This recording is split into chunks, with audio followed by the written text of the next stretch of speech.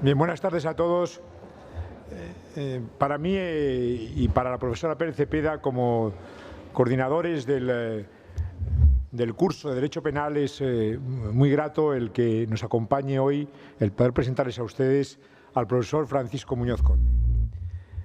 Presentar al profesor Muñoz Conde, para los que nos dedicamos al derecho penal o para los que de ustedes se dedican al derecho penal, bueno, parecería una obviedad o no parecería necesario en cualquier caso.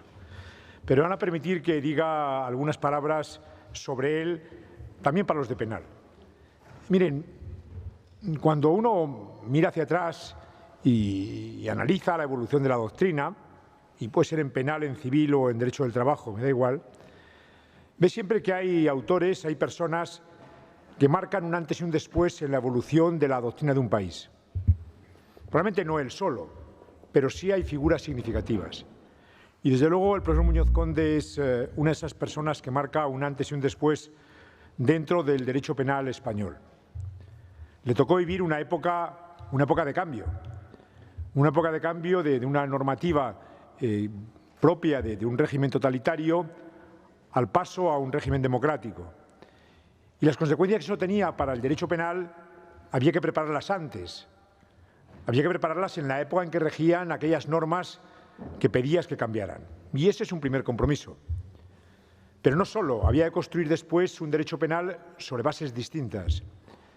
Sobre bases no ya solo políticas, sino con una estructura jurídica diferente. Cuando no Ana Pérez Cepeda, sino nosotros estudiábamos derecho penal, no había Constitución, por poner un ejemplo. Es decir, la referencia obligada que todos ustedes tienen en sus ramas de ordenamiento jurídico, es decir, bueno, esto es conforme o es desarrollo de determinado modelo de Estado, olvídense, eso no existía. Eso había que construirlo y había que aportar nuevas ideas. Y realmente el profesor Muñoz Conde lo hizo y lo sigue haciendo.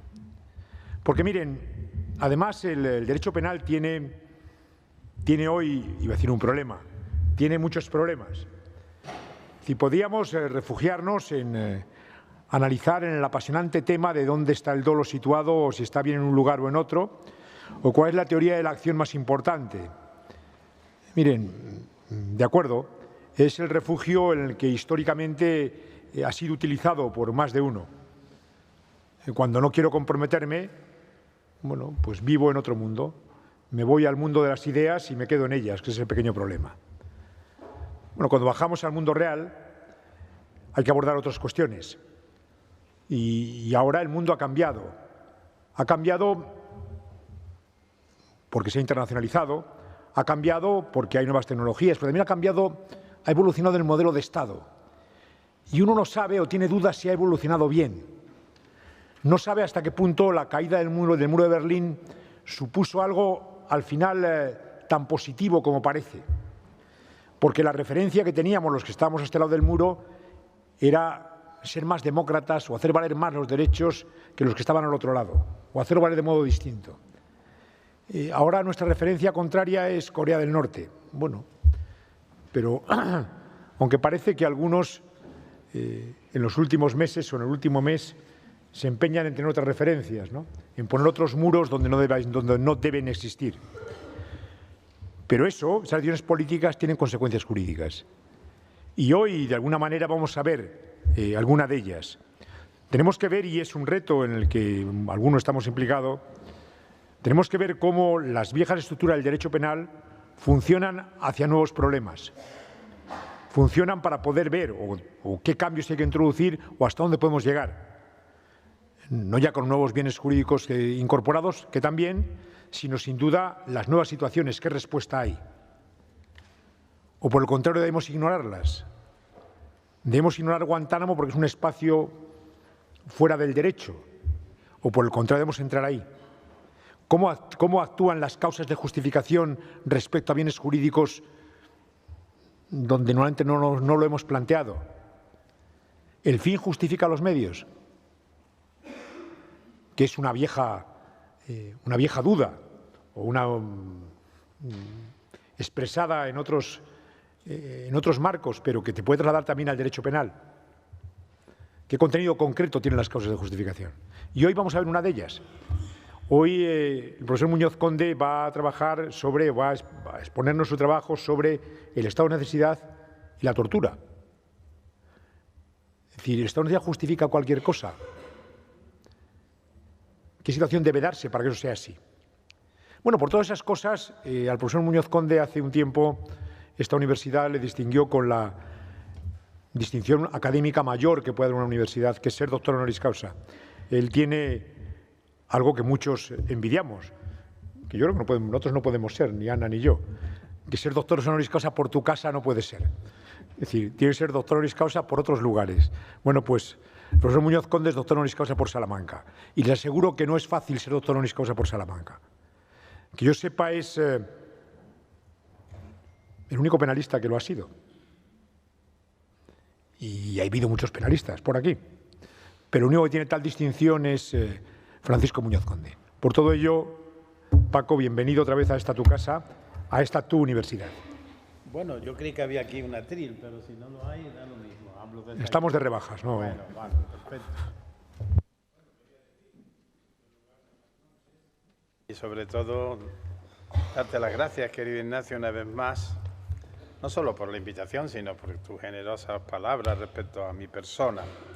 Ciertamente, el ser doctor honoris causa por esta universidad, 800 años nos contemplan, es el más grande honor que he tenido en mi vida académica.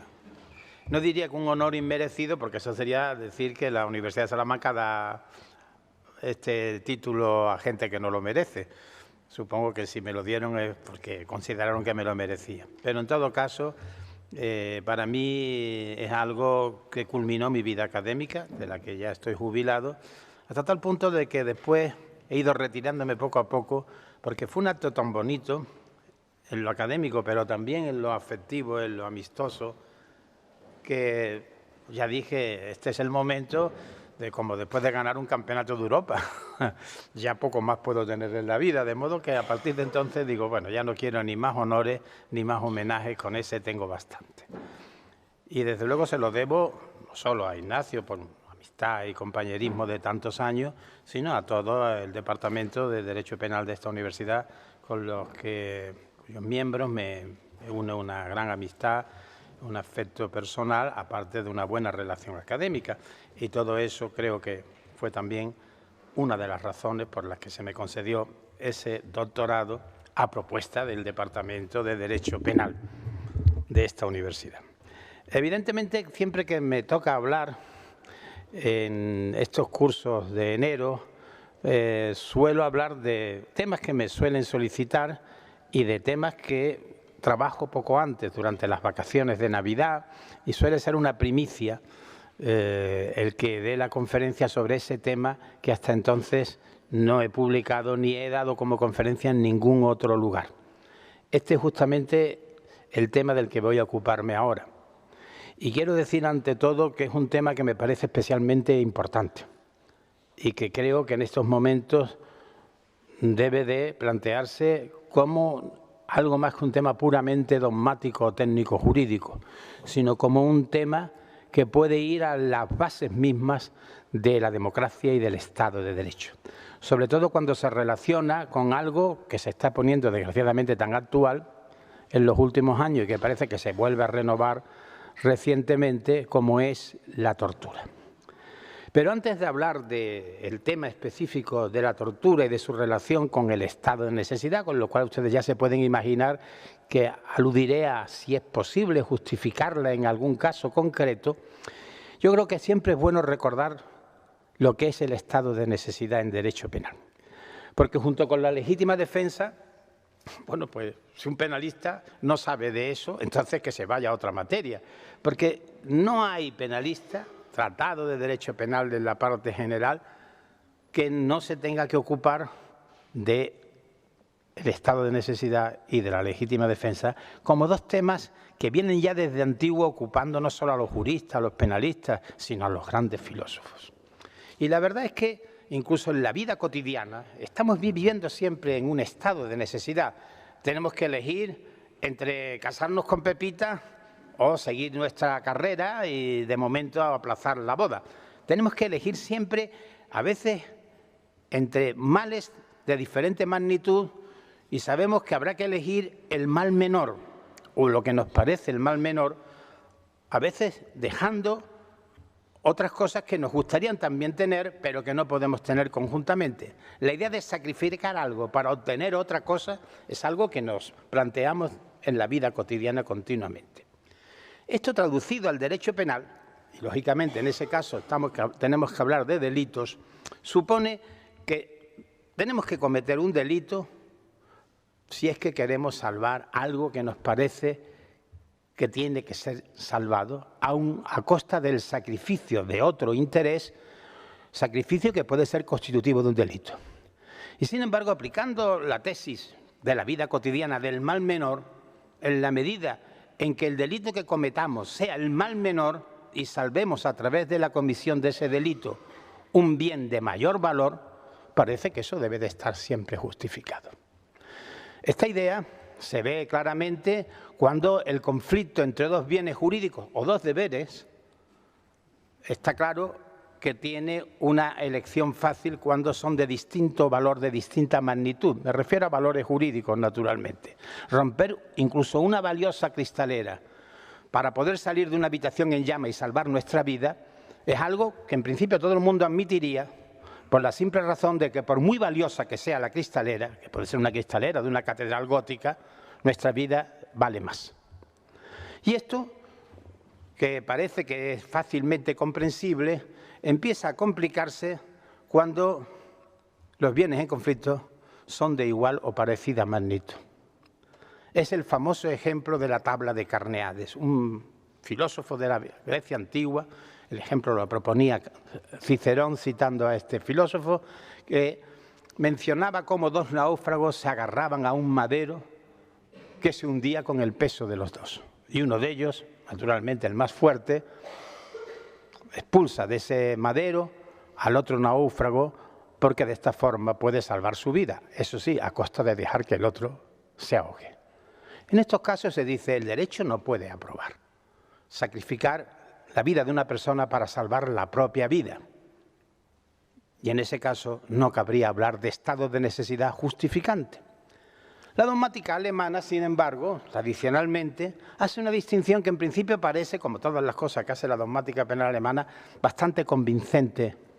Y es que distingue, por un lado, entre el estado de necesidad justificante, sacrificio de un bien de menor valor para salvar otro de mayor valor, y el estado de necesidad meramente disculpante, que mantiene la antijuricidad del hecho, pero que elimina el reproche que se le hace al sujeto que para salvar su vida sacrifica la vida de otra persona.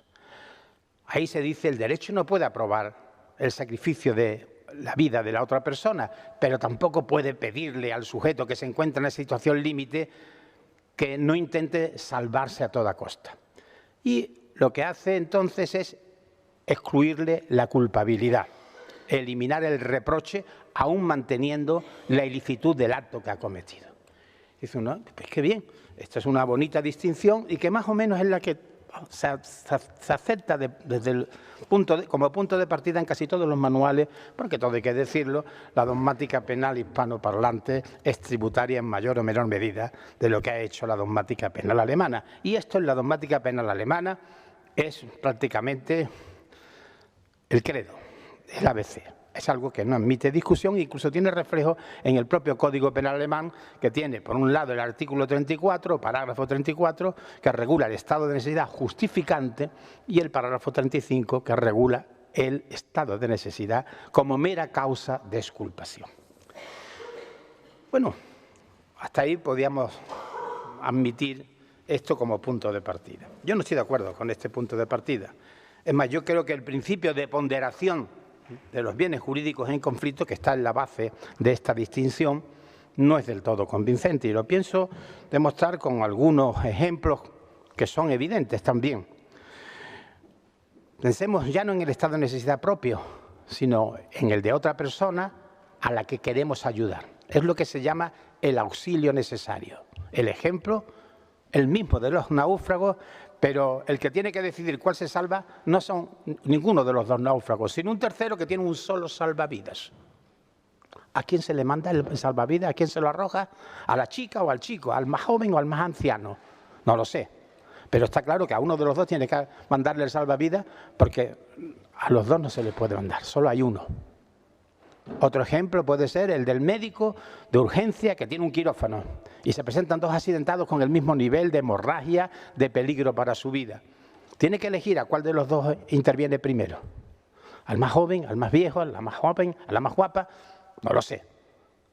¿Mera exculpación? Es conflicto entre dos bienes jurídicos de igual valor. ¿Solo exculpación? ¿No hay justificación?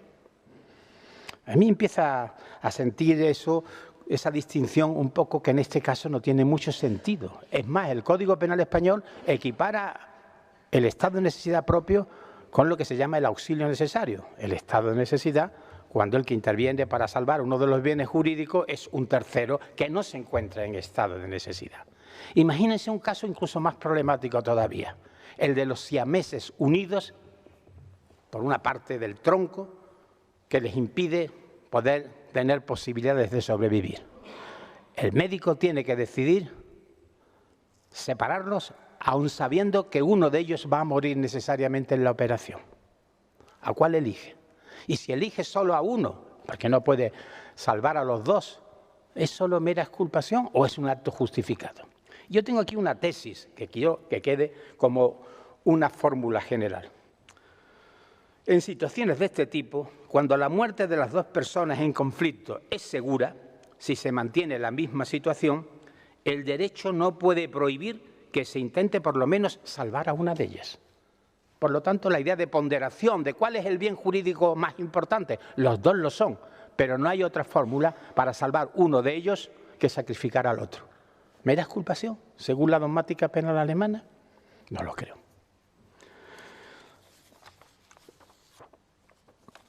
Después tenemos otros casos que también dan lugar a esta distinción en la que yo no estoy muy de acuerdo, porque también se trata de conflicto entre vida y vida, que es el conflicto en el que los alemanes dicen siempre todo lo más causa de exculpación, nunca de justificación. Los propios alemanes ponen un ejemplo muy propio de los lugares con montañas, que es la comunidad de peligro de dos alpinistas. Uno de ellos se encuentra en peligro y con el peso de los dos la cuerda no aguanta y entonces el que está delante corta la cuerda para que el que está detrás se despeñe y muera y es así salvar su vida. Los dos no pueden sobrevivir. Es lógico que el que puede sobrevivir cortando la cuerda lo haga y salvar así su propia vida. No es un acto de heroicidad, es mera exculpación. Incluso en los casos, ya no de la tabla de Carneades, sino más o menos frecuentes, del Titanic. Hombre, hay un barco, primero mujeres y niños, es una regla ética, no jurídica. Sí, pero el tipo que ve que si se mete en el barco, aun disfrazándose de mujer, en el bote salvavidas, puede salvarse, sabe que quizás ocupa el lugar de una mujer o de otro. ¿Es solamente causa de exculpación o es un acto justificado? Imagínense, no quiero poner ese ejemplo así en un lugar cerrado como este, pero en un teatro donde de pronto se declara un fuego y la gente se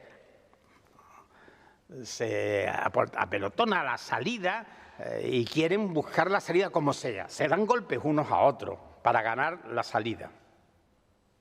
Y se los dan unos a otros, no uno a otro, sino todos entre sí. Y uno de ellos, el más fuerte, consigue salir golpeando a otro, dejando que otro se caiga al suelo. ¿Mera causa de exculpación? ¿Mera causa o es causa de justificación? Así podemos seguir con muchos ejemplos. No voy a hablar del estado de necesidad mucho tiempo, porque quiero hablar de la tortura. Pero para relativizar esta distinción, que no me parece tan acertada como a primera vista pudiera parecer.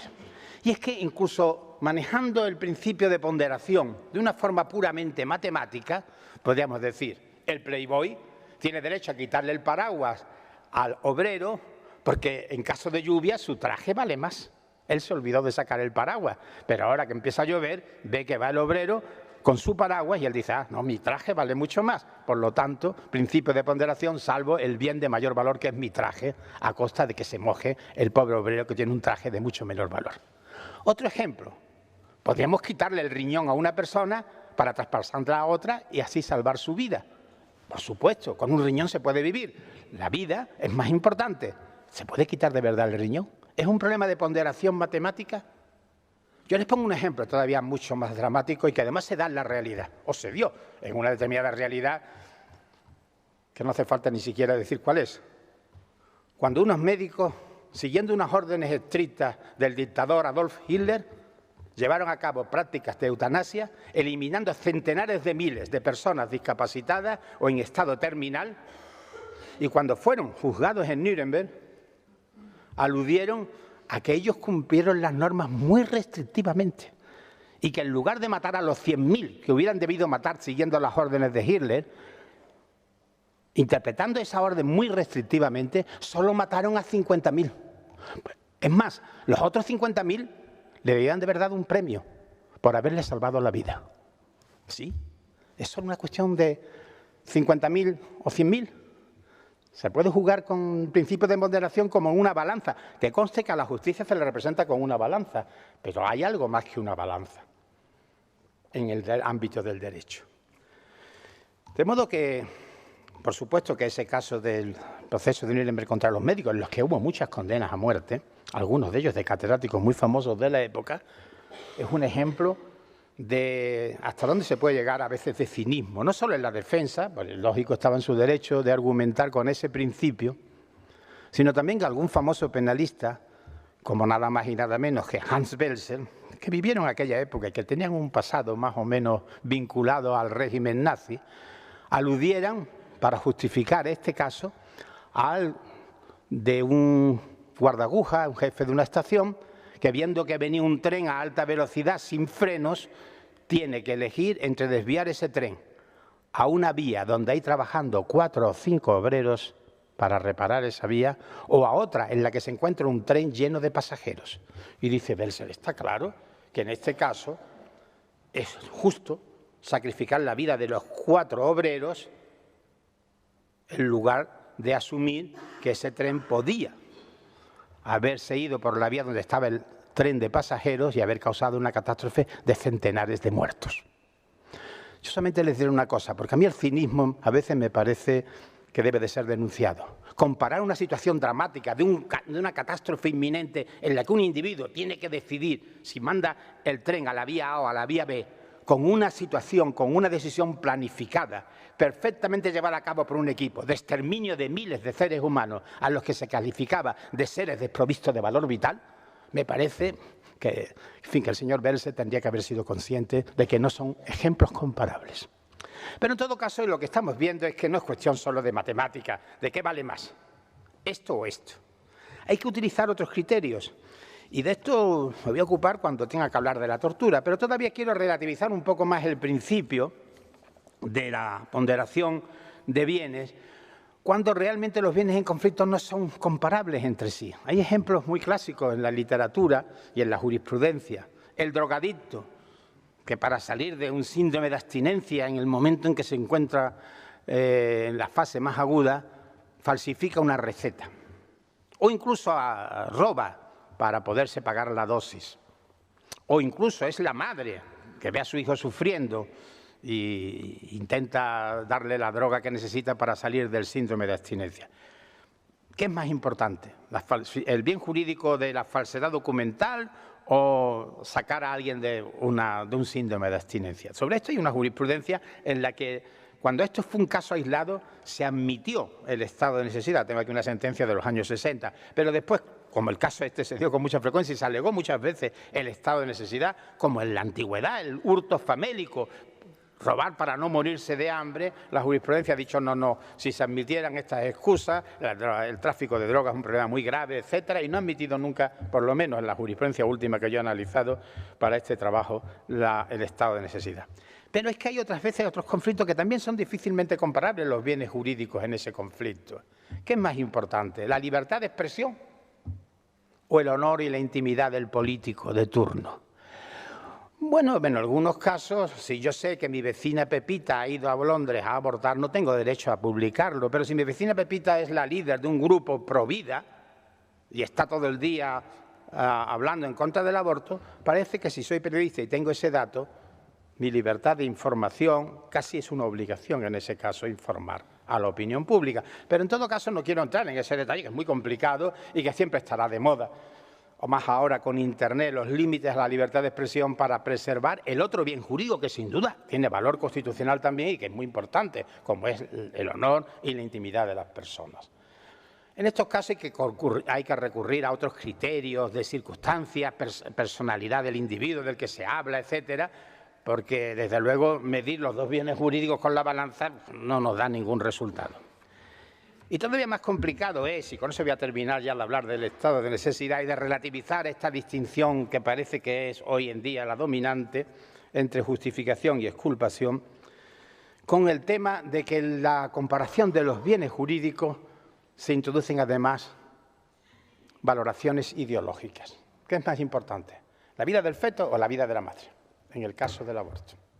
Hombre, pues todos sabemos que hay dos posturas ideológicamente enfrentadas, la de la Iglesia Católica, por ejemplo, la vida del feto en todo caso es primordial, o la del feminismo también más extremo, la vida de la madre, o la vida o los intereses, la libertad de la madre por encima de la vida del feto. No voy a entrar en ese tema, por supuesto. Solamente digo que alguna solución habrá que brindar. ¿La solución la da la balanza? ¿Pesa más la vida del niño, del feto, que la libertad o la propia vida o la salud de la madre? Y en la eutanasia, el derecho a no sufrir o el derecho a una muerte digna o el derecho a la vida hasta que Dios decida, aunque sea con todo el sufrimiento del mundo. Y esterilizar a los deficientes mentales. ¿Qué se protege ahí? ¿Qué es más importante? ¿Su posibilidad de reproducción o evitar una proletarada, o el que en el caso de una mujer no tenga embarazos continuamente, con lo cual le supone una carga enorme para la familia, que además tiene esa desgracia de tener una hija en esas condiciones? Son temas muy difíciles, tan difíciles que miren ustedes por dónde se han tenido que arbitrar soluciones legales. Soluciones que en el caso del aborto es la solución de las indicaciones, la del plazo, es la de la eutanasia. En algunos países ya hay alguna regulación, como en Holanda, muy discutible sin duda. En la incapacitación, en la esterilización de deficientes, hay que pasar por un previo procedimiento de incapacitación con intervención judicial. Justamente esta es la forma de justificación que Hassemer, mi gran amigo y maestro, que hace exactamente 3 años, coincidiendo con mi doctorado honoris causa aquí, murió, lo enterramos, pues elaboró la teoría de la justificación por el procedimiento. Oiga, no sabemos si la decisión es o no correcta. Habrá gente que la estime correcta. Habrá gente que no, por razones ideológicas, religiosas, pero está claro que en una sociedad pluralista hay que arbitrar una decisión. Vamos a arbitrar un procedimiento. El Centro de Asesoramiento para la Mujer, la Comisión de Ética Médica en los hospitales, la intervención judicial en algunos casos, y si se cumple con las reglas de ese procedimiento, la solución queda justificada no por el final mismo, que puede ser discutible, sino porque se han cumplido los procedimientos establecidos legalmente. Es la solución que justamente Hassemer fue el que la propuso cuando fue abogado del gobierno alemán en el proyecto de ley que presentó para la solución del plazo en el derecho penal alemán después de la unificación de las dos Alemanias. Bueno, ya hemos visto que el estado de necesidad admite muchas cosas. Unas nos gustan, otras más, otras menos, pero que es un tema que admite mucha discusión y mucha reflexión, y no solo jurídica, sino también ética. Todavía quisiera añadir un elemento más que es muy importante en el estado de necesidad. Un autor español, Santiago Mirpuig, dice que la distinción no le convence, bueno, yo tampoco estoy convencido de ella, porque él cree que en los casos de estado de necesidad disculpante, como el de la tabla Carneades, lo que normalmente hay que acudir es al miedo insuperable, que es un eximente también de causa de inculpabilidad, porque en esos casos el sujeto actúa bajo una presión de miedo, de pánico, de terror, y que es mejor que asumir esa solución que no la de el balance de los bienes jurídicos y la distinción entre estado de necesidad y justificante y estado de necesidad disculpante. Yo tengo aquí 2 casos que quisiera mencionarles muy brevemente, que tiene que ver con algunas investigaciones que hice sobre la época del derecho penal nazi. Y es un caso siguiente. Bueno, uno es muy reciente sobre la guerra de la Yugoslavia, el caso Erdemović, muy conocido. Se trata de un soldado, Erdemović, que lo llevaron a un pelotón de fusilamiento para que fusilara a centenares de bosnios musulmanes que habían sido aprendidos en aquella guerra de hace poco tiempo, de hace poco más de 20 años, que hubo entre Serbia y Bosnia. Este hombre se negó a ese fusilamiento masivo y su superior le dijo: si te niegas a formar parte del pelotón, te vamos a fusilar a ti y después a tu mujer y a tus hijos. Este caso llega al Tribunal Internacional ad hoc de la Yugoslavia y, curiosamente, a pesar de que hubo dos magistrados y uno de ellos, su presidente, ya muerto, el gran internacionalista Antonio Cassese, a favor de aplicar lo que en el derecho anglosajón common law se llama dures, que equivale al miedo insuperable del Código Penal español, sin embargo, los otros tres magistrados del tribunal dijeron no. La dures del derecho anglosajón no se puede aplicar en casos de homicidio, y mucho menos en casos como era este, de delitos contra la humanidad.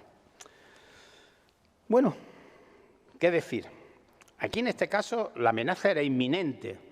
Kai Ambos, que es especialista en el derecho penal internacional, también muy conocido entre nosotros, porque es un hombre muy vinculado al mundo latinoamericano y casado con una brasileña, dice, no, esto se solucionaría en Alemania con la distinción entre estados de necesidad, justificante y exculpante. Bueno, evidentemente se puede solucionar de esa forma. Lo que sí está claro es que en situaciones de ese tipo habría que recurrir más a la parte de la motivación, del miedo, a perder la propia vida, que el decir que es más importante, porque la propia vida es importante, pero la vida de los pobres serbios bosnios que fueron fusilados en aquella tarde, centenares de ellos, también es importante. Vamos a olvidarnos un poco del principio de ponderación y quizás recurrir al miedo insuperable en este caso podría ser una buena solución. Sin embargo, cuando la amenaza de muerte no es inminente, sino es futura, se puede admitir también el miedo insuperable o el estado de necesidad. Un ejemplo muy reciente, o más reciente, o no tan reciente como el del Móvil, pero sí después de la Guerra Mundial, en Alemania empezaron muy tímidamente a elaborarse algunos casos de crímenes cometidos por las tropas nazis, sobre todo en el frente ruso. Y este caso se trataba de un soldado, sargento, que sorprendió a una familia de 15 hombres, mujeres y niños en la tala de una zona de bosques en una zona de Rusia. Los metió en una cabaña, les pegó fuego y les arrojó encima granadas de mano. Todos murieron. El Tribunal Supremo alemán dio como probado que el soldado se vio obligado a cumplir la orden recibida, porque si no lo hubiera cumplido, habría sido enviado a un batallón disciplinario en el frente ruso, donde hubiera encontrado una muerte segura. Bueno, es una posibilidad que tenía. Yo creo que si se analiza ese caso, que por cierto motivó un dictamen de Maura a favor de la solución, el gran Maura, con un pasado también nazi muy evidente, más bien tiene que ver con que en Alemania en aquella época, si hubieran sido judíos los muertos, probablemente hubiera sido otra actitud. Pero en el frente ruso murieron 20 millones de rusos y muchos millones de soldados alemanes. Aparte de los rusos, cuando vinieron a la toma de Berlín y a la parte oriental de Alemania, cometieron, por supuesto, más o menos las mismas barbaridades que los alemanes habían cometido en el frente ruso. Pero los que eran miembros del jurado, fue un jurado, tenían un hermano muerto en el frente ruso o una hermana que había sido violada por las tropas rusas en Berlín. Yo creo que eso tuvo mucho más que ver que con la dogmática, a pesar de que hubo nada menos que un dictamen del gran Reinhard Maurer, que fue uno de mis primeros maestros, a favor de la solución. Bien, aquí vemos que en el estado de necesidad caben muchas cosas, y el Tribunal Supremo alemán confirmó la sentencia absolutoria que había adoptado el Tribunal del Jurado. Y ahora vamos a hablar ya de la tortura. Pero es un punto muy concreto que creo que la dogmática alemana ha trabajado bien, pero solo en relación con un caso muy puntual y no en relación con otros que pueden estar ahora de más actualidad y tener una mayor repercusión internacional. El caso del que se ocupa la dogmática alemana es la tortura de salvación. En alemán, Rettungsfolter, y se debe a que en el año 2013, en septiembre del 2013, el vicepresidente de la Policía del Estado de Hessen, Wolfgang Daschner, permitió que un subordinado suyo amenazara con torturas al secuestrador de un niño para que dijera dónde lo tenía oculto. El niño era hijo de una familia muy adinerada de banqueros alemanes. Ante esta amenaza, el secuestrador confesó finalmente dónde había escondido al niño, pero cuando la policía llegó al lugar se encontró con que el niño estaba muerto, porque el secuestrador lo había asesinado poco después del secuestro. ¿Actuó correctamente el jefe o vicepresidente de la Policía del Estado de Hessen, cuya capital, no capital, la capital es otra, pero bueno, la principal ciudad es Frankfurt? ¿Actuó correctamente? Y en Alemania este caso es uno de los casos que más literatura, más bibliografía ha suscitado en los últimos 10 años. Muchos dicen que no es admisible lo que hizo Daschner, y otros dicen que por supuesto actuó justificadamente o al menos en una situación de exculpación. Veamos muy brevemente los argumentos que se dan para analizar este caso. Y, lógicamente, un caso tan alemán y analizado por la dogmática alemana de forma tan exhaustiva nos lleva a la teoría del delito. Tipicidad, antijuricidad, culpabilidad. Empezamos por la tipicidad. ¿Es un hecho típico relevante penalmente? Es evidente que en los interrogatorios, no seamos ingenuos, a veces a la policía se le va la mano. Incluso a la policía alemana. Puede ser un interrogatorio casi al límite del tercer grado. Puede ser un interrogatorio agresivo, sin llegar siquiera a la agresión física, pero con amenazas verbales, con insultos. ¿Entra eso dentro del ámbito de lo que podemos llamar tortura? Bueno, la Convención Internacional de la Tortura equipara tanto la agresión física como la intimidación, la amenaza de esa agresión física. Por supuesto, amenazar de muerte es mucho más grave que una bofetada o que un tirón de pelo. Es decir, desde el punto de vista del efecto, cualquier código penal del mundo, cuando describe la violación o el robo, dice el que con violencia o intimidación.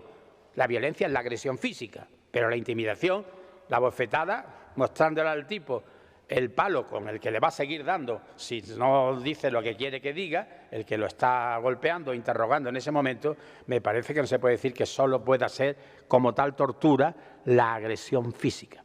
Sin embargo, en Alemania, pues hay algún autor y alguno conocido en el mundo latinoamericano, porque recientemente ha escrito sobre eso, que es Luis Greco, brasileño, que es catedrático en Augsburgo, discípulo de Roxin y de Schünemann, muy conocido, buen amigo, que dice, no, el concepto de tortura tiene que ser muy restringido, prácticamente a la agresión física. Realmente lo que hizo Daschner no era tortura. Bueno, el sujeto le ganó el pleito al Estado alemán, aunque después naturalmente le indemnizaron con 2.000 euros, y dijo, no, solo me amenazaron enseñándome unas tenazas y diciéndome que me los iban a cortar, sino además que había en la habitación de al lado 2 negros que me iban a violar. ¿No es eso tortura?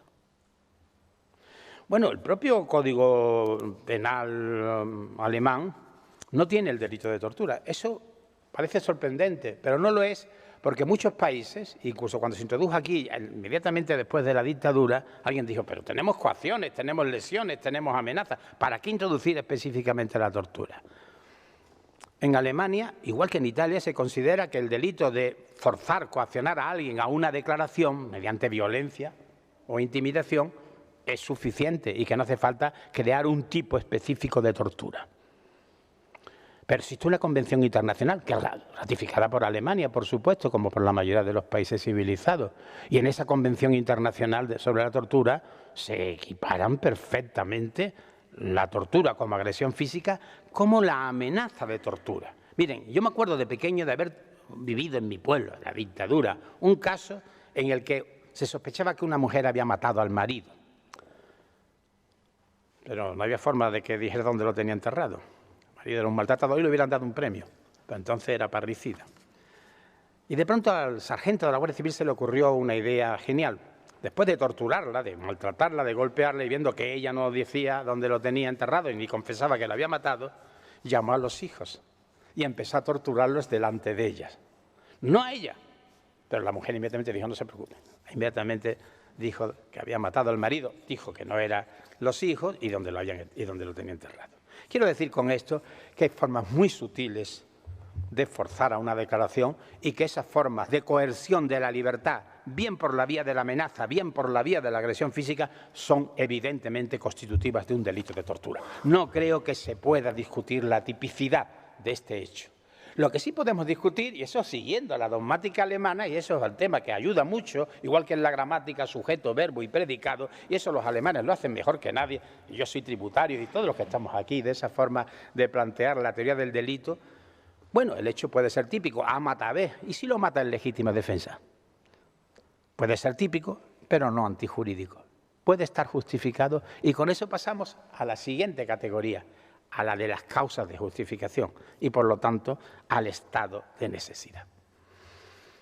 Y, evidentemente, la mayoría de la dogmática alemana se inclinó por esta solución. ¿Por qué? Porque, en definitiva, se trataba de salvar la vida del niño y la vida del niño es un valor superior a la posible agresión o intimidación que se le hizo a su secuestrador. Hay algún autor de tan gran prestigio como el maestro Klaus Rosin, no digo mi maestro porque lo es, pero es de todos, que dice no. Hay ahí algo que no puede entrar en la balanza, en la ponderación, que es la dignidad humana.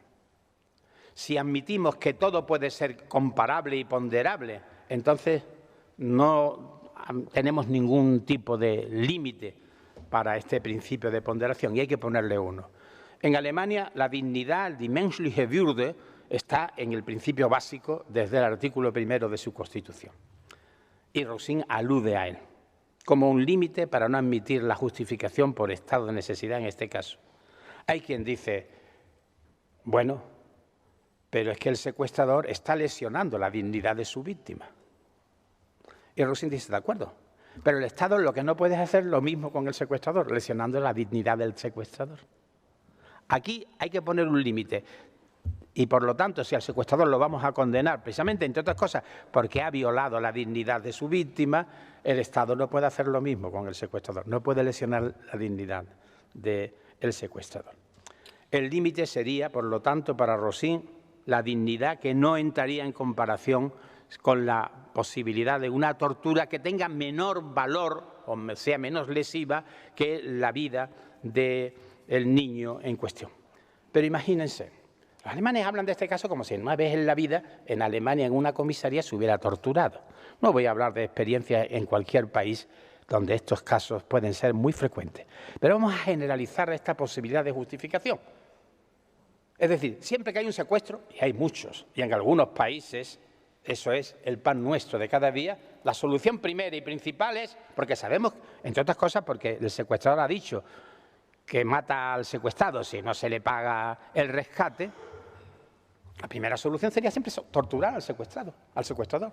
O sea, no habría que recurrir ya a ningún otro tipo de medio, porque está claro que la vida del secuestrado está en peligro. Es un peligro etéreo, que no sabemos si se va a llevar a cabo o no, pero evidentemente desde el momento en que el secuestrador ha dicho y si no me dan el $1.000.000 o los $100.000 o lo que sea, mato a la persona que acabo de secuestrar o otras personas que me han ayudado y que lo tienen en su custodia, está claro que con eso se estaría justificando la tortura, en ese supuesto como algo natural.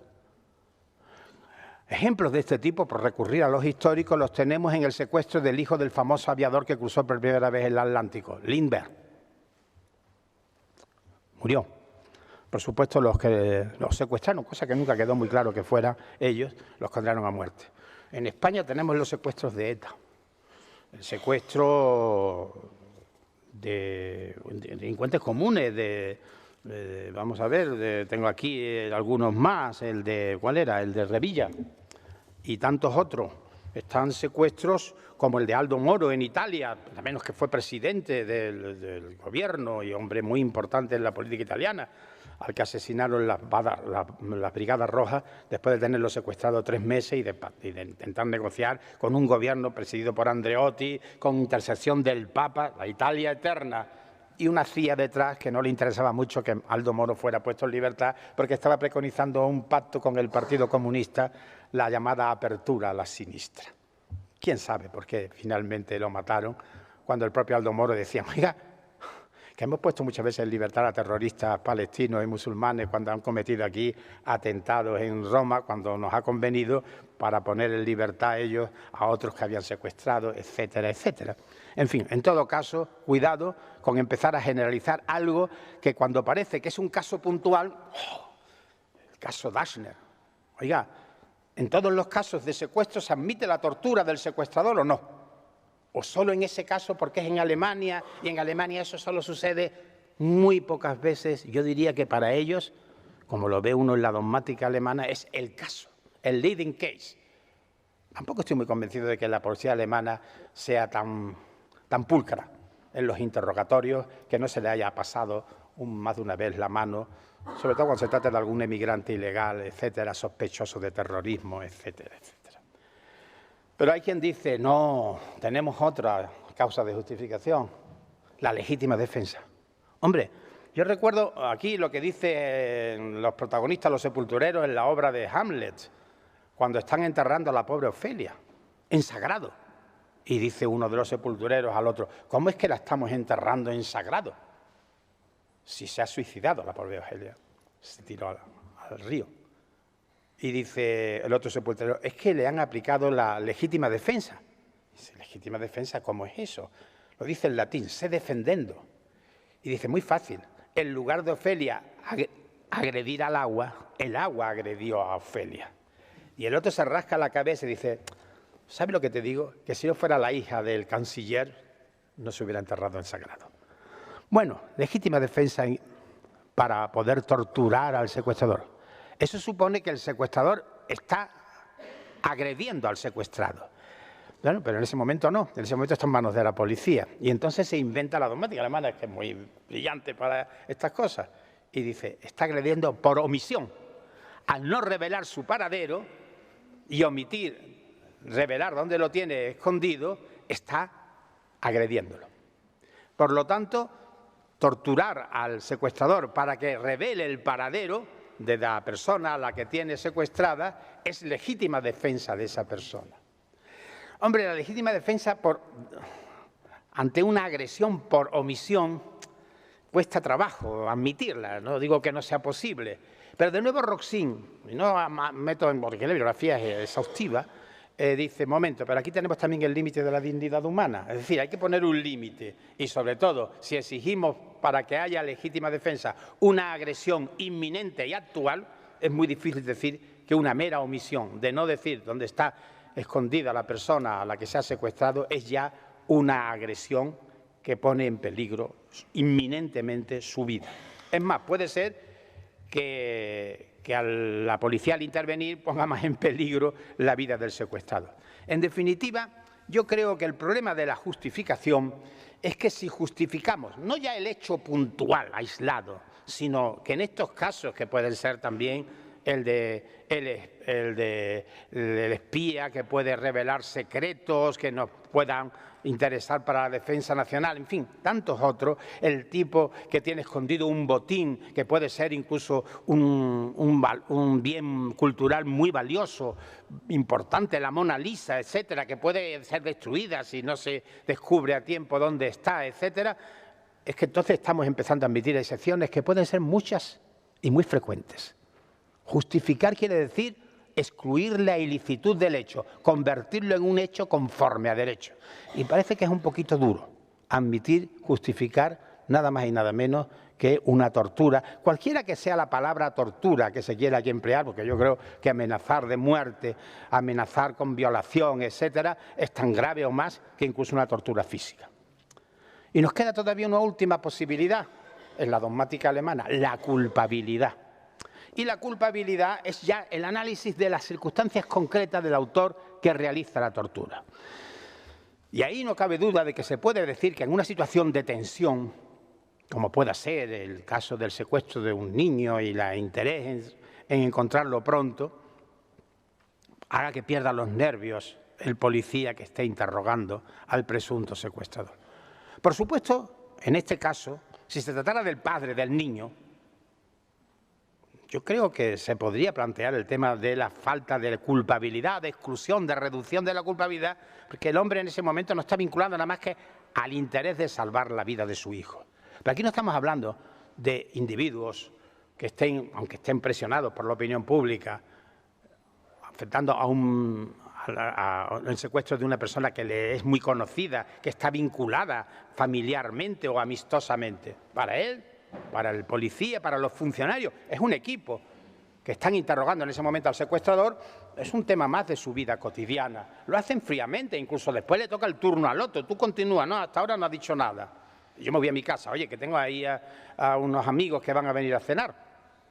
Es decir, estamos hablando de personas que por razón de su cargo saben perfectamente que no hay ninguna norma, ni nacional ni internacional, que yo conozca, que permita en este caso la tortura.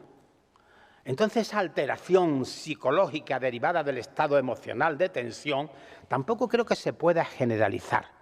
Y tampoco creo que se pueda recurrir a ella, igual que podríamos recurrir, sin embargo, al caso de la persona directamente afectada por esa situación, que puede ser el padre del niño.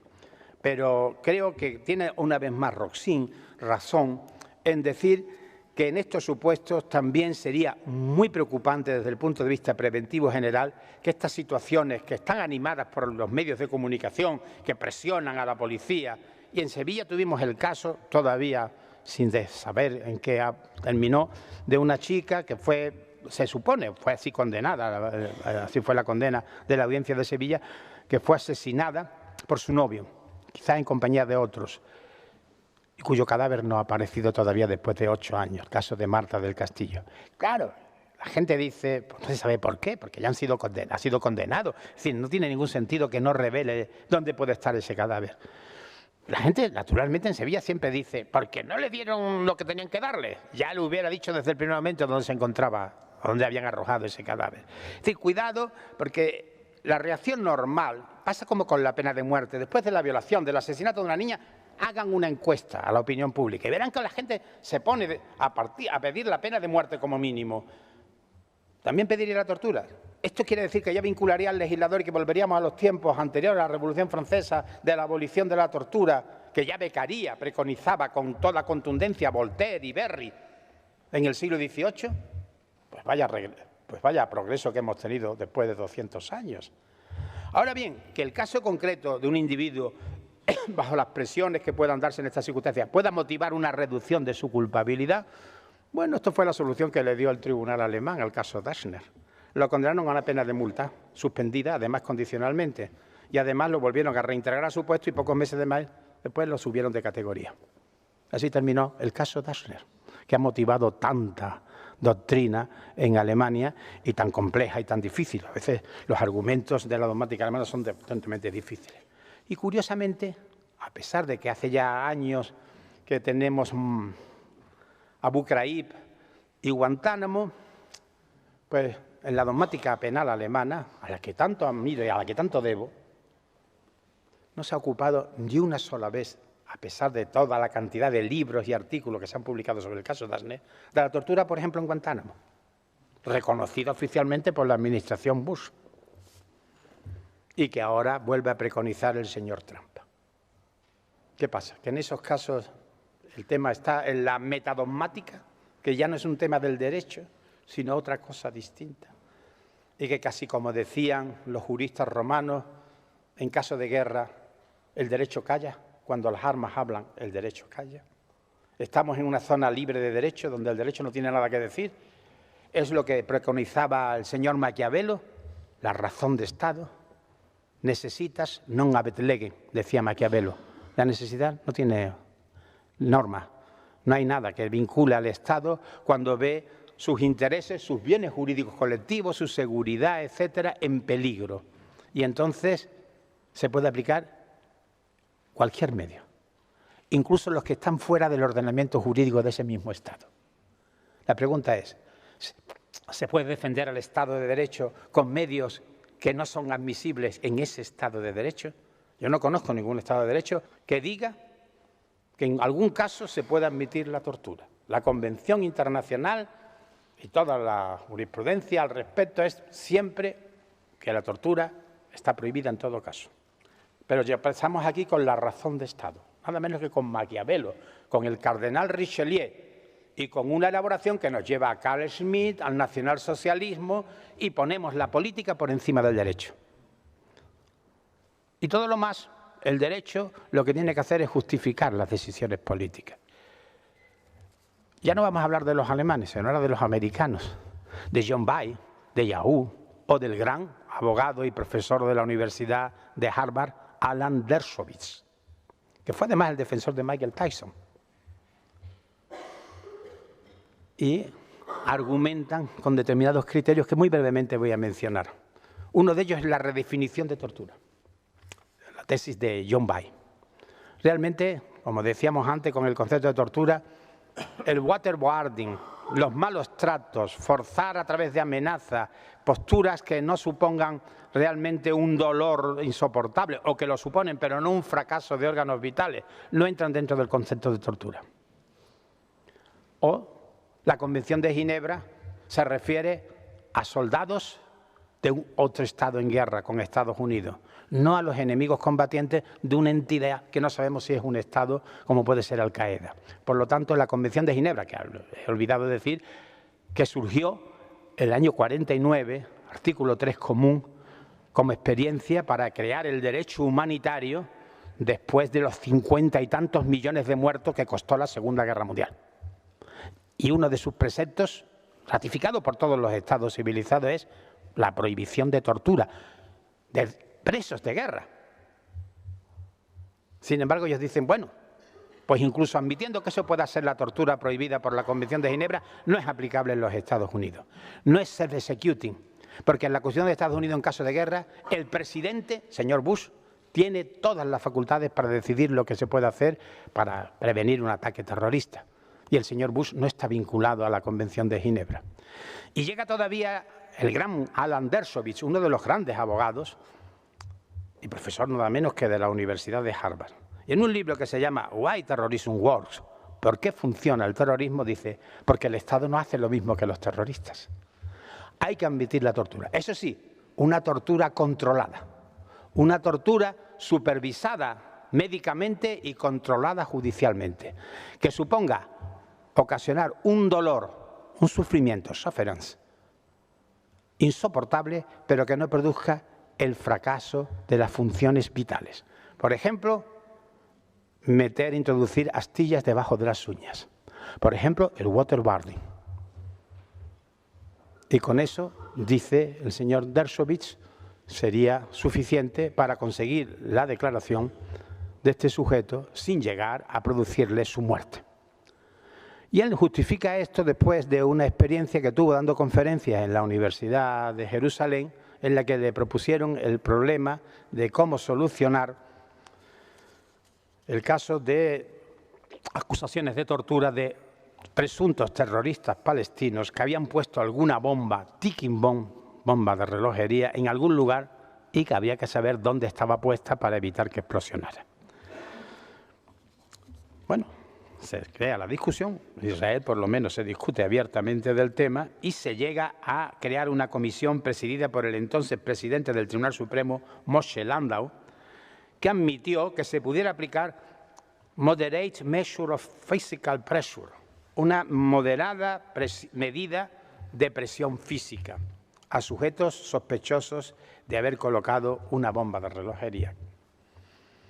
Bueno, con estas situaciones, uno dice, entonces, ¿qué es lo que queda de las convenciones de Ginebra, de la Convención Internacional sobre la Tortura y de la prohibición de la tortura que existe en casi todo, empezando por la propia Constitución de los Estados Unidos, las penas crueles, injustas, inhumanas? Pues la verdad es que no queda nada.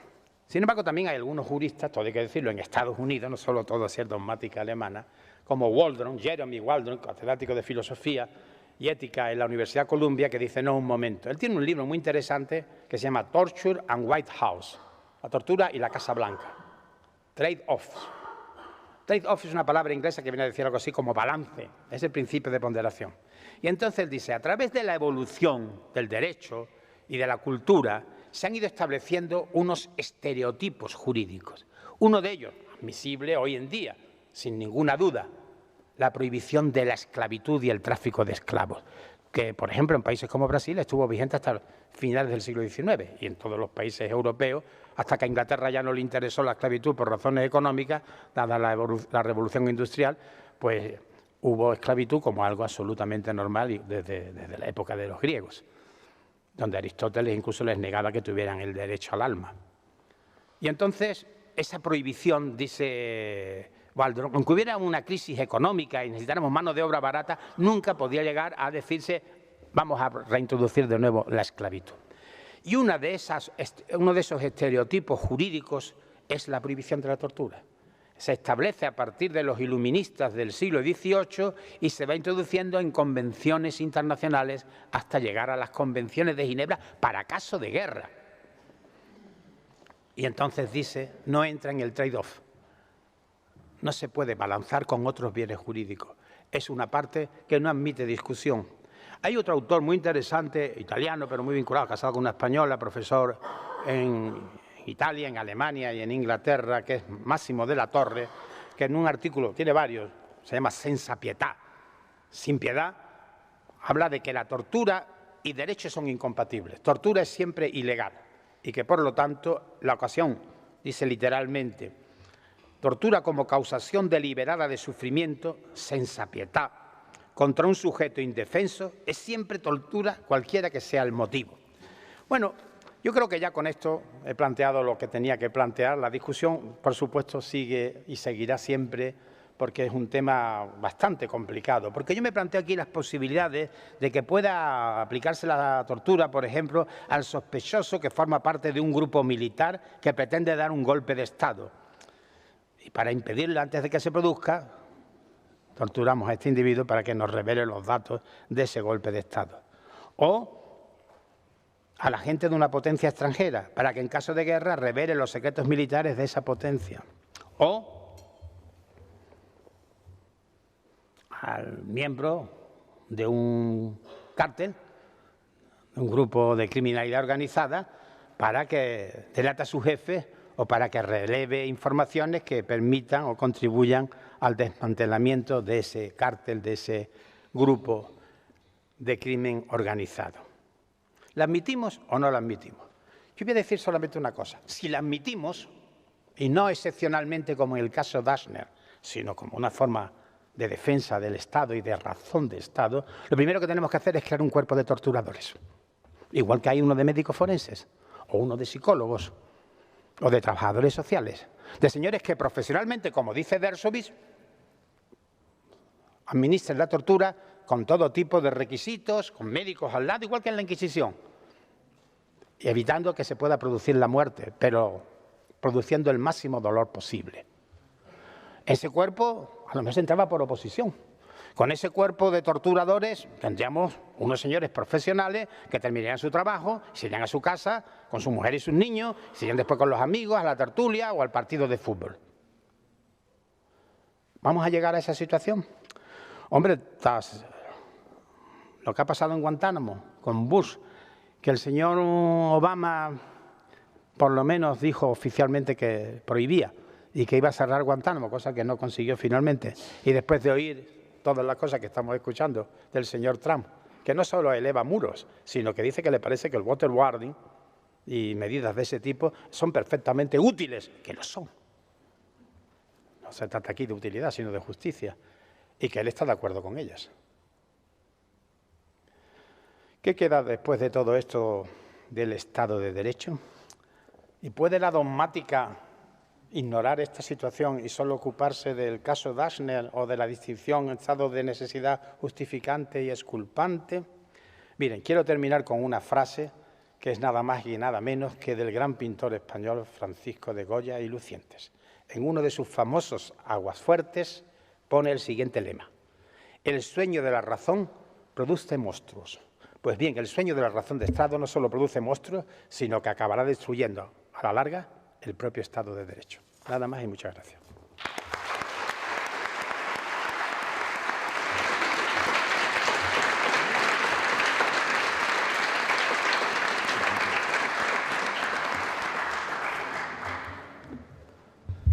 Muchas gracias, Paco. Y ahora tienen ustedes la ocasión de plantear sus dudas o sus preguntas. Yo rogaría eso, que fueran preguntas, no conferencias paralelas. Tienen la palabra. Bien. ¿Nadie tiene palabra? Nadie, la ha pedido. Por favor. Ahí hay uno, allí, naturalmente. A ver si puede, que yo lo escuche. Pues nosotros. Claro que sí. Oiga, que yo tengo también mis dudas, ¿eh? Pero bueno, creo que lo que he dicho más o menos creo en ello. De teoría. Profesor, buenas noches. Manuel Chávez de Colombia. La pregunta es la siguiente. En el evento en el que cuando una persona está privada de la libertad por sentencia judicial o de manera cautelar y la ejecución de esa medida o sentencia puede considerarse como un trato cruel, humano o degradante, dadas las condiciones en las que el régimen carcelario lo pone.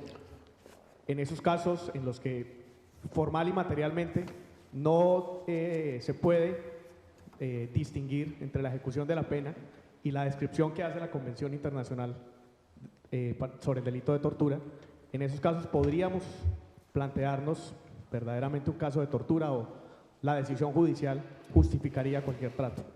Gracias. Muy bien, una pregunta muy interesante. Desde luego, en primer lugar, ya la pena, la privación de libertad es una tortura. La palabra pena viene del latín pena, poena, que significa sufrimiento. De modo que la pena en sí misma es un sufrimiento, es una privación de un bien jurídico, que cuando es la pena de muerte es nada menos que la vida. Las penas corporales que han existido hasta el siglo XIX, oficialmente, mutilaciones, etcétera, y naturalmente la privación de libertad, que es la pena por excelencia todavía dentro del derecho penal. Hay una reglamentación. Entonces, estaríamos en una especie de justificación por el procedimiento en la medida en que la pena privativa de libertad, aun siendo en sí misma ya una pena, un sufrimiento, no va más allá de no debe de ir más allá de la propia privación de libertad, y aún así con posibilidades de subir de grado, de libertad condicional, de un límite máximo de duración, de que la prisión preventiva respete la presunción de inocencia y no pueda durar demasiado tiempo, en fin, toda una serie de requisitos que, si se cumplen, estarían dentro de la regulación que hace el Estado de Derecho de esa limitación del derecho a la libertad, que parece necesaria y que no tiene alternativas. Mientras exista el derecho penal, yo creo que precisamente existirá en la medida en que exista por lo menos la pena privativa de libertad. Ahora bien, cuando pasa de ese nivel que está reglamentado, cuando la pena de prisión es un infierno, donde no se respetan los derechos humanos. Y ahí es donde empieza el concepto de tortura. Por ejemplo, celdas hacinadas, donde en lugar de 2 personas hay 20. Falta de higiene, déficits alimenticios, cuando malos tratos abundan, cuando no hay ninguna garantía de seguridad para los presos que allí se encuentran, bien frente a los funcionarios, bien frente a otros presos, etcétera, habría que pensar si ahí se está al límite de lo que podríamos calificar como tortura. Y desde luego yo no tendría ningún inconveniente en considerarlos como tales. Y por lo tanto denunciaría la situación en las cárceles donde se produzcan esas situaciones como penas inhumanas, crueles y equivalentes a la tortura. Hombre, en principio la reglamentación que existe con los jueces de vigilancia penitenciaria, de ejecución de penas, etcétera, es evitar ese tipo de situaciones. Pero cuando uno escucha las noticias de lo que ha pasado recientemente en Brasil, y ya hay una historia antigua con Carandiru, hace 20 o 30 años, en Sao Paulo, pues uno piensa que probablemente, como decía antes, olvidémonos del caso Dashner, vamos a situaciones que pueden ser sin justificación de guerras ni de ataques terroristas, sino de la vida cotidiana, de la forma de control de la delincuencia común, exactamente iguales que la tortura. Por lo tanto, yo no tengo ningún inconveniente en decir que eso puede ser tortura. No ya el caso aislado que se da, sino también la forma generalizada del sistema penitenciario que no cumple con los requisitos mínimos, que son convenciones internacionales también, y que además están en la propia ley penitenciaria de los respectivos países. Ahora, también es verdad, y lo digo, no quiero ponerme solo como si Alemania no fuera un país donde no se ha dado nada más que un caso de tortura.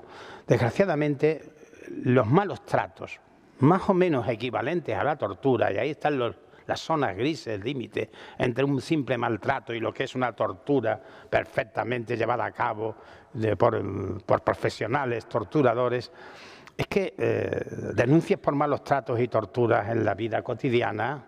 Una de las cosas que alegan muchas veces como para anular las pruebas en un juicio es, sí, yo dije eso y lo confesé, pero porque fui torturado. Denuncias de tortura en la vida cotidiana, yo creo que hay en muchos países y con bastante frecuencia.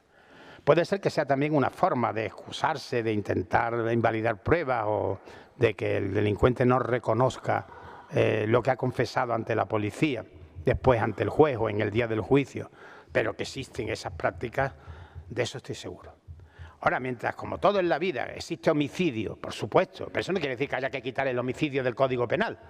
Es decir, una cosa es que existan casos, que espero que no sean generalizados, aunque creo que algunas veces lo son, y otra cosa es decir, bueno, pues esto es lo que pasa. El valor normativo de los fácticos. Y esto es inevitable y esta es la única forma de luchar contra la delincuencia. Contra la común, o como dice el señor Trump, contra los que amenazan la seguridad de los Estados Unidos de América como si fuera la única seguridad del mundo y las demás no tuviéramos derecho a otra seguridad. Creo que, por lo tanto, hablar de esto siempre es un tema un poco incómodo. Y a lo mejor en Estados Unidos ahora, a lo mejor tendría muchos aplausos, depende del sitio donde lo dijera, pero desde luego yo siempre he procurado no callarme. Lo único que tengo es el derecho a la palabra. Y por supuesto, lo que me acaba de plantear estoy totalmente de acuerdo. Situaciones que puedan darse equivalentes o directamente iguales que la tortura en el sistema penitenciario, deben de ser denunciadas como tortura y los responsables de las mismas deben de ser juzgados como autores de un delito de tortura.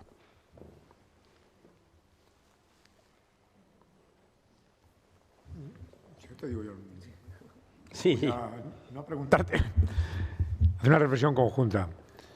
Es decir, ha salido justamente ahora el tema de la pretensión de invalidar o de la técnica de la no aceptación de pruebas obtenidas con tortura. Pero tú sabes como yo que la tortura históricamente fue un medio de prueba. Claro. Es decir, hay un librito por ahí de Tomás y Valiente que se llama Tortura en España, donde transcribe un acta de tortura. Y el acta de tortura son varias páginas del torturado diciendo ¡ay! Es decir, lo cual, bueno, pues te lleva una sonrisa, pero si tú fueras el torturado no habría tanto. Y a un personaje tan relevante en esta universidad como Fray Luis de León, el rey logró que no se le diera tortura, porque se podía haber dado. Y también al hilo de algo que has comentado que es importante, ¿no? Es decir, si eso se juridifica, es decir, se pondría renunciar, si de alguna forma se juridifica, renunciar a una conquista del que mencionaba el filósofo de Columbia, ¿no? A una conquista de hace siglos, un paso atrás. Sería juridificar la esclavitud, pues juridificar la tortura otra vez que fuera medio de prueba, porque torturar sin más, torturar para algo siempre. Es decir, se busca algo. El tipo este alemán lo que buscaba era que le dieran un nombre. Bueno, pues yo ya si lo juridifico lo llevo al proceso volviendo 300 años para atrás. Pero claro, hay que crear entonces el cuerpo de torturadores. Y yo no puedo evitar, y no tiene que ver con mi apellido nada, el cuerpo de verdugos que existió aquí hasta hace poco. Es decir, hay una película maravillosa que se llama El Verdugo, que es de Berlanga. Y es justamente pues, un señor que oposita a ese puesto. No, claro, pues ya, pero luego... Pero el tipo cree, no, esto nunca se aplica hasta que se aplica. La tortura es un gran tema jurídico y ético y político, ¿no? Es decir, ¿cuál es el límite, no? Es decir, el fin justifica los medios, la razón de Estado. ¿Hasta dónde llegamos? El que sabe la clave de la bomba que va en el avión, que va a explotar, ¿le puedo torturar para que me la dé?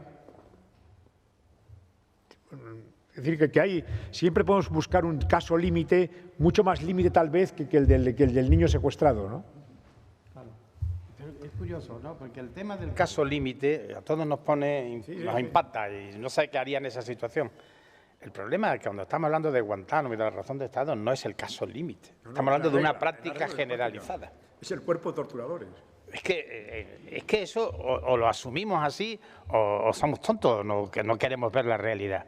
Y si eso vuelve a ser así, bueno, yo este tema lo he tratado en muchas ocasiones, incluso en un libro, se llama La relativización de la prohibición de tortura, la situación jurídica de los presos de Guantánamo. Es el capítulo de un libro que está publicado en Hammurabi, en Buenos Aires, y que aquí como artículo en diversas ocasiones, donde me ocupo de ese tema, ¿no? Y me ocupo con la crítica a un autor que no voy a citar aquí, que dice que en estos casos se trata de ausencia de condiciones de juridicidad. Y que en esos casos el derecho no tiene nada que decir porque no hay juridicidad. Y que, por lo tanto, en esa situación cabe admitir la tortura. Sería el derecho penal del enemigo. Ahí, claro, yo entro a saco, entro diciendo, pues diga usted abiertamente si eso es compatible o no con el Estado de Derecho. Y si es así, ¿por qué el Estado de Derecho no tiene una norma que regule esta práctica? No, es que ahí ya no hay derecho. A mí me preocupa, porque además en Alemania la expresión Estado de no derecho, un Rechtsstaat, es la que se utiliza para denominar al régimen nazi. Si no hubiera esas experiencias actuales, pero en el pasado reciente de esta Europa tan civilizada que ahora se alarma con todo, pero que hace 70 años, sin ir más lejos, pues destruía ciudades enteras de Alemania, los ingleses, los alemanes ya habían hecho lo propio en Rusia y en otros muchos países, y nos asustamos de que los talibanes destruyan Palmira. Miren ustedes las ciudades alemanas, ¿cuál fue la única que quedó? Fue Heidelberg, porque el general americano había estudiado allí y dijo, no, esta no me la bombardeéis. El resto, Berlín, Múnich, Hamburgo, quedaron completamente destruidas. Es decir, cuando sale la Convención de Ginebra y en el artículo 3 común a todas las convenciones prohíbe expresamente la tortura, lo hace porque ha habido 2 años antes, 3 años antes, más de 50 millones de muertos. ¿Queremos eso? Cuando uno lee, es que esto es otra de las cosas que he tratado, por eso dije, bueno, no está mal, porque me invitaron a un coloquio sobre becaría, en un sitio muy bonito, en Villa Vigoni, cerca de Milán, en el lago Como, con alemanes que lógicamente trataban el caso Dachner, y yo quería tratar el caso de Guantánamo, con italianos que no querían tocar temas que fueran tan incómodos, pero lo pasamos muy bien. Y yo tengo un artículo que está en italiano, no se ha publicado todavía, que se llama Giuseppe, vamos a ver, lo tengo por aquí, bueno, el que sea, observaciones sobre la tortura o los libros de tal. En todo caso cito el famoso caso de Alessandro Manzoni, la famosa novela de Manzoni, Los novios. Manzoni era hijo, mejor dicho, nieto de Beccaria. La hija de Beccaria parece que tuvo relaciones con uno de los hermanos Berri, pero estaba casado oficialmente con Manzoni, que era un anciano ya bastante, pero Manzoni fue el gran escritor y escribió Los novios. Y en una parte final de la novela tiene una narración que se llama El crimen de los juntadores, y la colonna infame. Y en la colonna infame relata cómo en el siglo XVII o XVI fueron acusados de haber esparcido la peste por Milán unas personas que se dedicaban a untar de pintura las casas donde la gente después moría de peste. Fueron quemados, etcétera. Y Manzoni relata con la historia, se hizo una columna para celebrar aquel hecho, columna que fue derribada posteriormente y a la que Manzoni alude como la columna infame. La columna infame. Francisco Tomás y Valiente tiene el libro clásico La tortura en España, que por cierto al principio fue prohibida. Y tenemos también el famoso relato que todos ustedes deben de leer, porque son 2 páginas que le dejan a uno con la boca abierta, pocos años antes de la Revolución Francesa, en el libro de Foucault, Vigilar y Castigar, donde relata cómo fue ejecutado, previamente torturado, el regicida Damiens. Amarrado a caballos, que tiraba cada uno de un miembro. Léanlo, si es que pueden pasar de la primera página, porque son 2 o 3 páginas del relato y pone los pelos de punta. Cuando Beccaria, Voltaire, el otro hermano Berri, no el que parece que fue el padre de Manzoni, sino el tío, que formaban la Academia de los Puños, el librito de Beccaria es nada, es malo. En el fondo, pero tuvo mucho éxito porque fue el primero que dijo abiertamente que había que acabar. Con la pena de muerte hay hasta alguna excepción, pero con la tortura no hace ninguna excepción. Mis colegas alemanes hablan de Kant. Kant admitía la pena de muerte, incluso como imperativo categórico. Sin embargo, Beccaria, en la pena de muerte admite en algún caso, pero la tortura no la admite nunca. Y esto es en pleno siglo XVIII, y cuando Voltaire hace traducir el libro de Beccaria al francés y lo convierte, a través de Voltaire y de la Francia Ilustrada, en el bestseller, y a Beccaria lo convierten, que después fue profesor de economía, no volvió a escribir nunca más de derecho penal, lo convierten en algo que es el comienzo del moderno derecho penal justamente por eso, porque tiene el valor de decir la tortura es algo infame, algo que no puede admitirse aunque sea útil. Y ahí es donde está yo creo el verdadero problema. Se puede discutir si aplicando la pena de muerte se disminuye la criminalidad. Y está demostrado extensivamente que no es así. Está la prueba de Estados Unidos. Sin embargo, la tortura sí es útil. Lo ha dicho el señor Trump recientemente. Claro que lo es. Porque en última instancia podemos conseguir dónde está el niño, dónde tiene escondido el botín, que nos diga los cómplices, etcétera. Pero hay que decir, aunque fuera útil en el caso concreto, tenemos una prohibición absoluta. ¿Hay alguna prohibición absoluta en el mundo del derecho? La pena de muerte parece que no, sigue habiendo en muchos países, incluso en países que oficialmente son estados de derecho. Pero la prisión de tortura ha conseguido llegar a nivel internacional e incluso en caso de guerra. Entonces, ¿por qué admitirla? ¿Qué tipo de excepciones podemos asumir? Y creo que Waldron dice, o es un estereotipo que no tiene vuelta atrás o volvemos a la edad previa a Beccaria. Y entonces, pues lo único que se trata es como hacía la Inquisición. La Inquisición tenía manuales, cómo tenían que actuar los torturadores. Y además se tiene que procurar que el sujeto no muera en la tortura, entre otras cosas porque hay que sacarle todo lo que se pueda. Y si se muere a las primeras de cambio, también es verdad que el sujeto torturado puede mentir, puede echar la culpa a otro, pero aun admitiendo que con la tortura se puede conseguir todos los tipos de datos y conocimientos e informaciones que sean necesarios para descubrir un delito, o para prevenir otro delito, hay que decir, hay cosas que no se pueden hacer. Oiga, el mercado de trabajo ahora mismo está que si no admitimos la esclavitud, no se puede conseguir la cosecha. Oiga, no, la esclavitud pasó a la historia. ¿O no? ¿O había que admitirla? Claro, había que pensar si nos tocara ser a nosotros los esclavos. Y había que pensar si fuéramos sospechosos nosotros o algunos de las personas allegadas de algún delito y simplemente, aunque a lo mejor fuera erróneamente, se le sometiera a tortura como sospechoso y que esto fuera lo que tendríamos que asumir como algo en la vida cotidiana del mundo del derecho. Desde luego sería un derecho no del Estado de Derecho.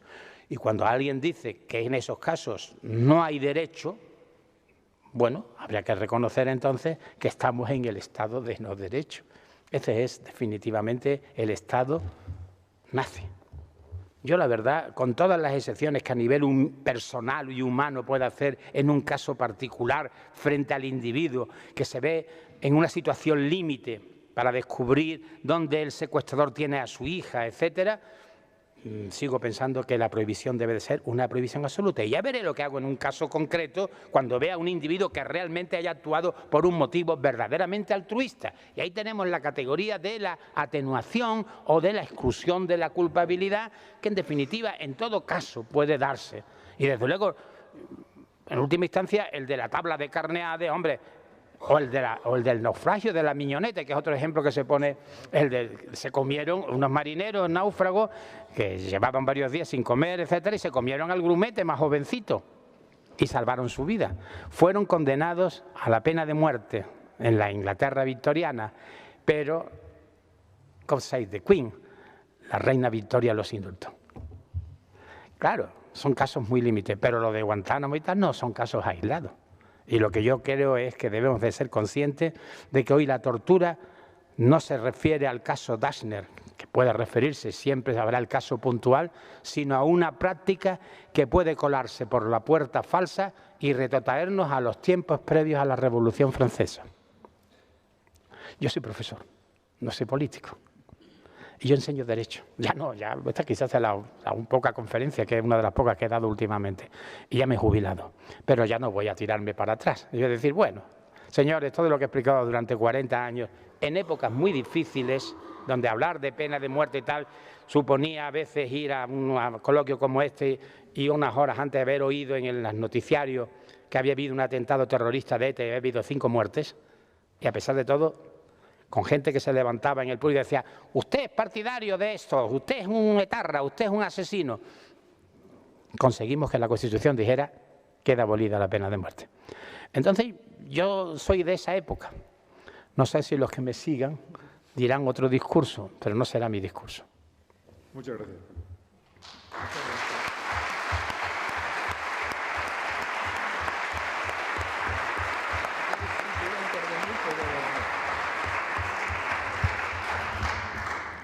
Bueno, yo no quiero terminar con esto. No, porque es un final maravilloso. Es decir, no, realmente es las últimas palabras de Francisco Muñoz Conde, yo creo que son absolutamente una expresión de algo que yo quise exponerles a ustedes en su presentación, que es el compromiso con una determinada forma de ver el Estado, forma de ver la sociedad, el compromiso con las libertades, el no volver hacia atrás.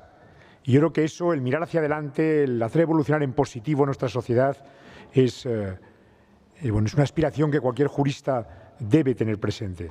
Lo contrario, el abrir una puerta plantea algo el problema de volverla a cerrar. Y eso, si pongo una excepción, al final va a haber muchos comportamientos que se parezcan a esa excepción. Es decir, la puerta no se va a cerrar. La clave, por tanto, es no poder llegar a afirmar que un comportamiento como la tortura es conforme a derecho. Otra cosa es que en lo personal pueda atenuarse o pueda exculparse o pueda llegar a exculparse, pero jamás se podrá llegar a decir que eso es conforme a derecho. Eso sí que es el límite infranqueable de la dignidad y de las conquistas de la humanidad en los últimos siglos.